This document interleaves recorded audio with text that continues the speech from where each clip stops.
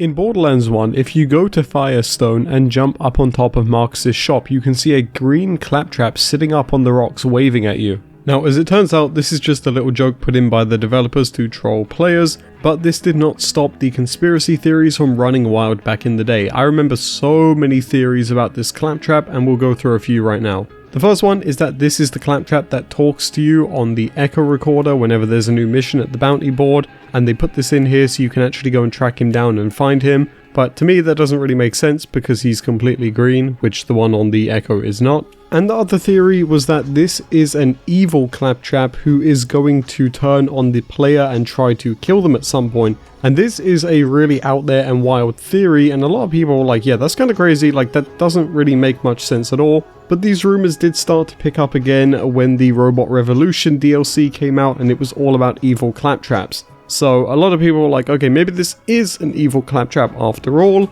but sadly this theory and this whole situation doesn't really go anywhere at all, because in Borderlands 2, if you go back to the same location in the Arid Nexus Badlands, that Claptrap is dead. And there's also a chest next to him as well, which you can go and actually grab. Now, the reason why this Claptrap is dead in the lore is because at the end of the pre-sequel in the Claptastic Voyage DLC, it does show that Jack kills every single Claptrap. And so that's how this one presumably dies in the lore, but of course at the time they probably just put it there for a funny little Easter egg. In the early days of Borderlands 2, and I'm sure even presently, there's a theory that the Shredifier drops from Bonehead 2.0, but this is a complete myth. Seriously, I hope this kicks up a lot of nostalgia for you guys, because when I was reminded of this one on Twitter, I lost my mind. I completely forgot about this. So shout out to @Customizer on Twitter for this one. And so yes, the theory was that in Borderlands 2, Bonehead 2.0 could drop the legendary Shredifier. However, this was completely false. The truth behind this was actually that the drop source for the Shredifier being listed as under Bonehead was a typo on the wiki at the time, and people ran with it. A few people eventually got world drops of the Shredifier and they assumed that it was correct, and so people farmed and farmed and farmed, but eventually it turned out that this just was not the case at all. I also believe what played into this a lot was that on the community patch on PC you could get the Shredifier from Bonehead, I do believe, and I'm sure that helped advance this theory and push it forward even more, and I'm sure there's still people to this day who think Bonehead drops the Shredifier. So if you're one of them people, let me know in a comment down below. Do you think he drops the Shredifier, or did you think up until now? And so the next theory is about Krieg being Tina's dad. This one was rampant in Borderlands 2, and it's honestly probably one of the biggest and most popular theories in Borderlands history. So I'm not going to spend too much time on this because I'm pretty sure almost everybody knows this theory by now. There's also like 60,000 different layers to it, so I'm going to try and keep it as simple as possible here. Basically, people think that Tina is Krieg's daughter because she has the same mannerisms as him, she's slightly crazy, she doesn't really make a lot of sense with a lot of what she does, and she's an explosives expert, which also just doesn't really sound like it'd be a common trait. But the biggest piece of evidence people brought forward for this theory was the psycho mask that Tina wears. They really thought that this had something to do with her being in relation to Krieg because it was just such a random thing to don for her attire. Now, me personally, from the day that this theory was born, I did not believe it. I've never subscribed to it. I did not ever think it made a lot of sense at all. It always felt like to me she was clearly just a side character that they brought in and didn't have any real relation to anyone. But if you are the opposite and you did believe it, let me know in the comment section down below, and I'd also love to know why you bought into it. Now, RPG fan Ash suggested this one on Twitter, and I want to talk about it because I think it's a very good point. While this technically isn't a conspiracy theory anymore, it was at the time, and it's referring to Tannis being a siren. Before it was eventually confirmed in Borderlands 3, this was a long-awaited rumor from Borderlands 2 where people thought she was a siren. However, personally, I thought she was a siren back in Borderlands 1. That was my personal headcanon at the time, so I guess you could say this theory, just for that reason alone, goes all the way back to 2009, and I'm sure I'm not the only person also. Tannis being a siren definitely isn't one of those lesser known ones, and I don't think it's an unpopular opinion either. I feel like a lot of people felt this way from the very get-go, and there were many telltale signs that led people to believe she was a siren, because let's face it, just being a scientist isn't enough to survive on Pandora a lot of the times. Once again, back in the early days of Borderlands 2, there were many theories that you could cheat Moxie slot machines, forcing yourself to get either really good rewards or guaranteed legendaries from the machines. These range from restarting your console at a specific time, unplugging your internet, spinning both slot machines at exactly the same time, spinning them on a specific color, and spoiler alert, none of these work. These were just shallow conspiracy theories that people believed back then because we were all gullible gamers who didn't know anything about how these kind of things could possibly work. And so yeah, sadly there is no way to cheat these slot machines in Borderlands 2, although that would have been pretty funny if that was like a real thing and no one believed the person. You literally just had to spin them at the same time or something. But if you do really want to cheat them, then just install Cheat Engine instead, because that's basically as far as you're going to get there.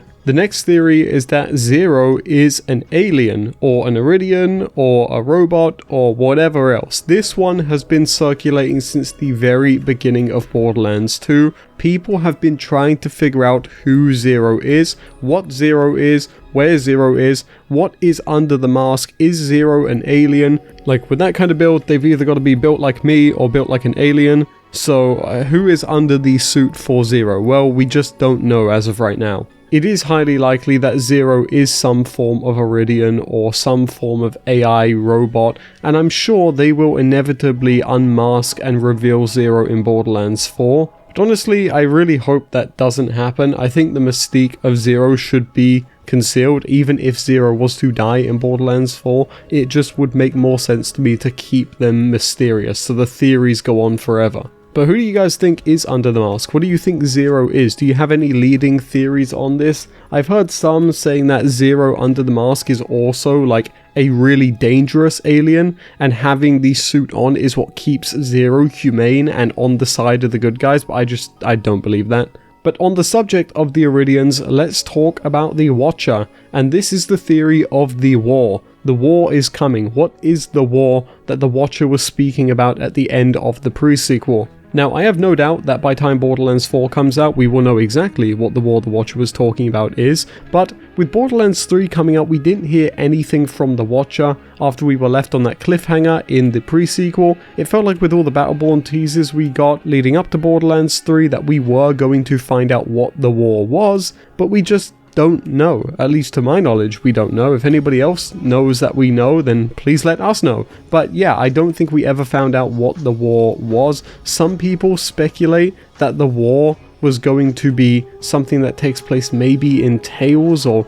even New Tales, but we just haven't seen anything like that. But I mean, I think the leading possibility here is that the Watcher was just referring to what's going to happen in Borderlands 3, but it also does feel weird that they don't talk about that in Borderlands 3 at all. There's no reference to the Watcher, despite Lilith being ever present in there, so it is a little bizarre. Now, something that is fun for you guys to know here that I can give you a little tidbit on, the Overseer that you see at the start of the Proving Grounds in Borderlands 3 is referred internally as the Guardian Watcher. Does this mean that the Watcher was going to be in Borderlands 3?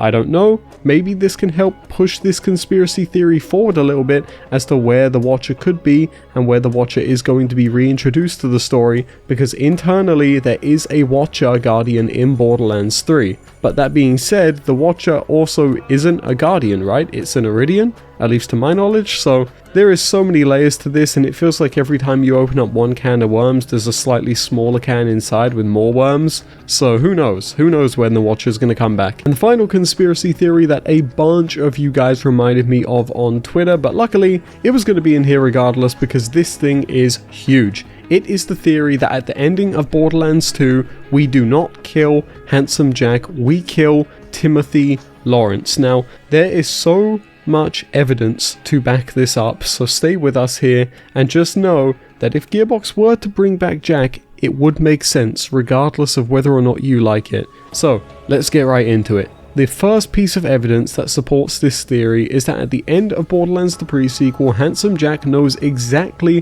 what is going to happen in the Vault of the Warrior down to the finite details. He sees literally everything, including awakening the warrior. He sees everything. So with this knowledge, he sends in Timothy Lawrence instead, because he knows what is going to happen to him at the end of the events of Borderlands 2. He doesn't want to die. He wants Timothy to awaken the warrior. Timothy's gonna die. He knows that the warrior is controlled by, quote, Handsome Jack, so he'll be able to control it. You know, once Timothy dies, the warrior's got to be controlled by someone, and it's going to go to someone who's got Jack's DNA, which is going to be Handsome Jack. But where is Handsome Jack hiding during all of this? Well, he's hiding on the Handsome Jackpot, and that is where he resides. The entire concept of the Handsome Jackpot in Borderlands 3 is one big red herring. Now, I've actually got a huge video on this particular theory regarding DLC 1 on my channel. Little shameless self-promotion, go and check that out after you're done with this if you're more interested in this theory.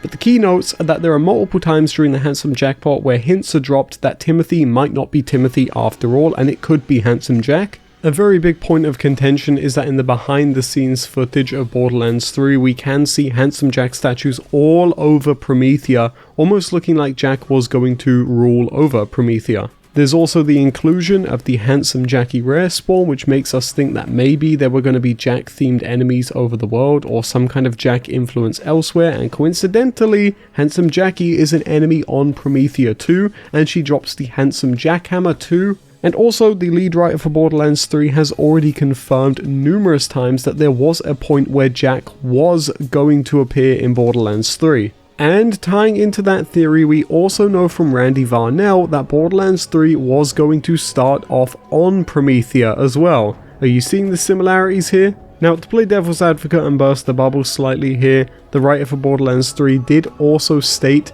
that in all of the situations where Jack theoretically came back in Borderlands 3, he did not, quote, survive the events of Borderlands 2. But Jack, we know, shares DNA with Timothy. Timothy has Handsome Jack's DNA inside of him. So which Jack are we talking about here? Because technically speaking, there are two. But of course, I am just huffing the copium here. We'll see what happens in Borderlands 4. I am a huge subscriber to the theory that Jack is going to return in some form in Borderlands 4, but we'll just never know. And I know that a lot of people are going to say, well, we don't need to see Handsome Jack in Borderlands 4. He's had his time. But shut up. You're going to buy it anyway, alright? You're going to buy it anyway, so let's just enjoy the ride and hope that they bring him back for some big peak gaming moments. But there we have it, there is 12 minutes of Borderlands conspiracy theories. Please leave a like on the video if you enjoyed it and subscribe to the channel, and leave more conspiracy theories in the comment section down below and we might go over them in another video.